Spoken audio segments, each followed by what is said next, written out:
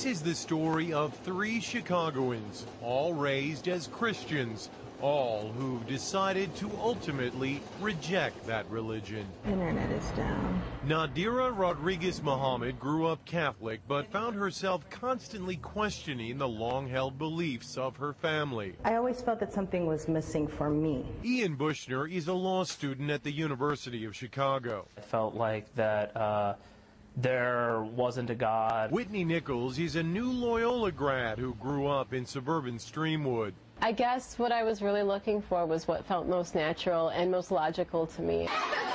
When Nadira entered high school in the mid-1990s, she became friends with a group of Muslim girls. They just had this level of contentment and a sisterhood that was, I wanted to be a part of that. Ian drifted towards the Muslim students at his high school as well. I remember defending some of my friends at school from accusations, after 9/11. And then I started reading the Quran. I said, oh, here is a form of God that I've never been presented before. After September 11, the interest actually increased. Dr. Assad Basul is professor at Chicago's Islamic American College. He says the tragedy 6 years ago initially prompted angry questions, but eventually many of the curious found answers to their own spiritual questions through Islam and converted.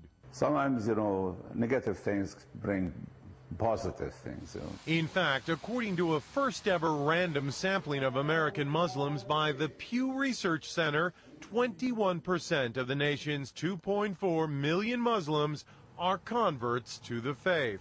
Eventually, I realized that I was looking to the Quran for advice, for direction, and at the point that you believe that the Quran is revelation from God, then you're a Muslim. The conversion has meant many changes in their lives. Ian prays 5 times a day. You'll finish a prayer and realize, I've just screwed something up. I've done something mean to somebody. Let me go back and correct that. Nadira wears the scarf, or hijab as it's called. It is part of my character, modesty.